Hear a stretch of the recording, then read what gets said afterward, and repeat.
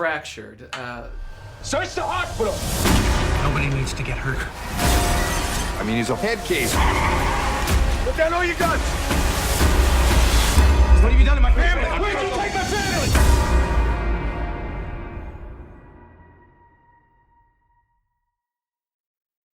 Little horror film. What was the spark that led you to this amazing project?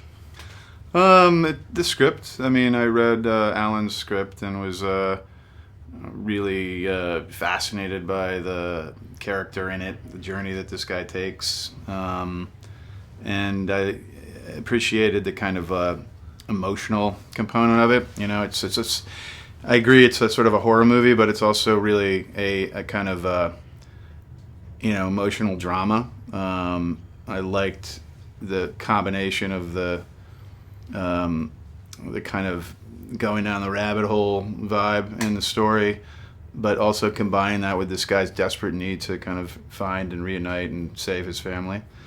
So there were a number of things. I had done a couple movies in this same genre, I guess you could say.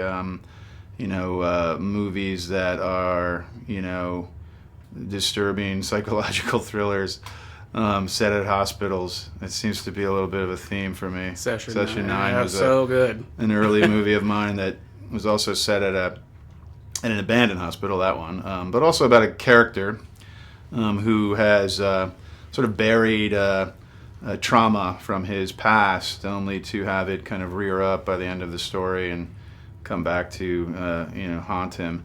And this is a very similar theme in a way, and I appreciated that. I was kind of eager to do something in this darker tonality, having just done a movie Beirut, which was more of a straightforward drama. So the idea of getting into the sort of darker, more psychological, twisted kind of place for this with this movie was interesting to me. And I also knew that it would be the kind of movie that would, because it was really so much focused on this one guy, that it would draw an actor of, say, the caliber of Sam Worthington that would help elevate it and make it all that much better. And dealing in the setting of a hospital, we've seen a few movies in the past that have dealt with, intense situations in hospitals, but... Michael, stop!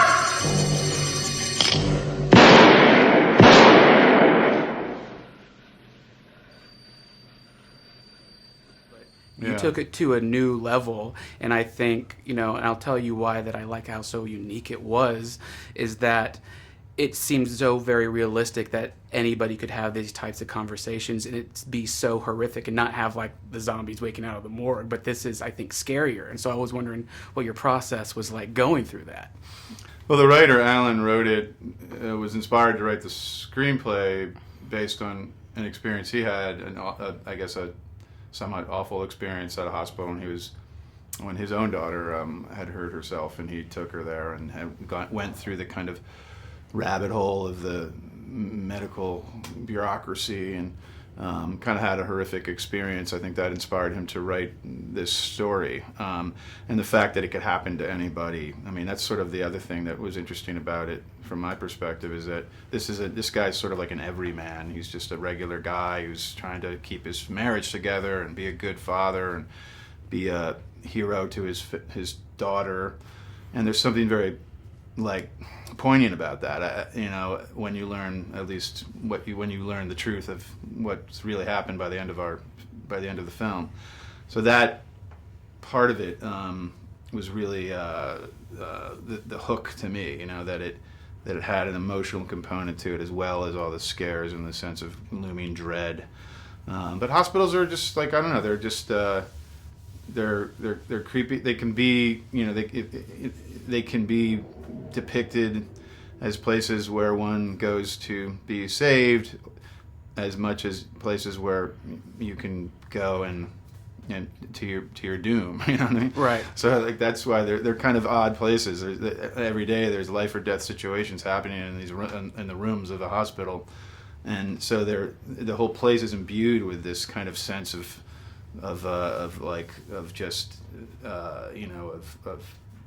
death and life, and sort of an interesting combination, a great place to sort of set a story like this, as opposed to, say, I don't know, a law office or, like something less dramatic, Right.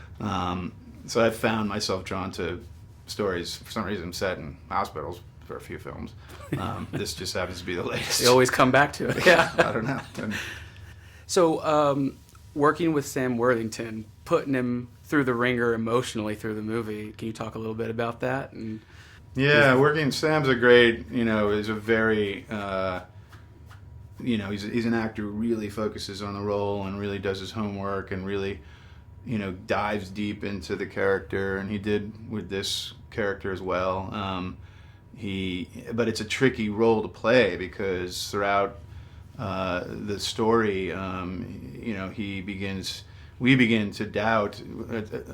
At some points we're on his side, other points we begin to doubt the truth of what he's saying. So he's this sort of classic unreliable narrator. But from the perspective of the actor who's playing the unreliable narrator, he has to believe in everything he says is the truth. Like, he has to play everything from the position of truth. But from our perspective as the viewer, like, we're seeing him go down this kind of like waver back and forth between things that seem to clearly have taken place and things that probably didn't take place. So that's sort of like a bit of a challenge for me and him, as the director and him as the actor, to find that balancing act where, this is the point where we want to sympathize with your character, be on your side, and now here we want to begin to doubt you and maybe think that you're, not the hero that you claim to be. So finding that balance was not easy. We both rose to the challenge of it. But this movie kind of needed an actor like that, who was willing to really dissect every little moment in the character's journey, and Sam is one of those actors who's willing to do that. And I just love everything Tobolowsky's in. Ned! Ryerson!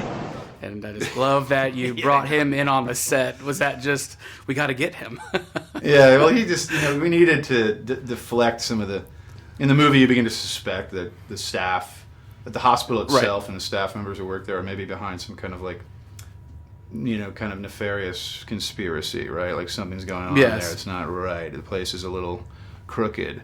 So by casting actors like Steve Tobolowsky, who generally play like good-natured, like good guys, you know what I mean? Right. Who don't tend to be villains or bad guys. I think we were trying to play against the suspicions of that the audience might begin to have about him and the other people at that hospital, and also plays into Sam's character's suspicions as well. Like, could this guy be a monster? He doesn't look like a monster. He looks like just a regular, kind-hearted country doctor. Right. Maybe there's something a little scarier going on behind those glasses, So yeah, casting people like Steve and some of the other ancillary characters in the story at the hospital was, we designed it to sort of build up a little bit more of the sense of suspense. All right, and my last quick question. Obviously, you're a big fan of film. Is there any certain scenes from movies that have always stuck with you that you enjoy still today? Well, one movie that is Don't Look Now. I don't know if you've seen that with Julie Christie and Donald Sutherland. Like, that movie it was an early, like, sort of horror psychodrama that was inspiring for me, and just because of the visual storytelling involved, and as well as the tone of that film is very weird. It's very perverse and creepy, and the end of that film to me is wait.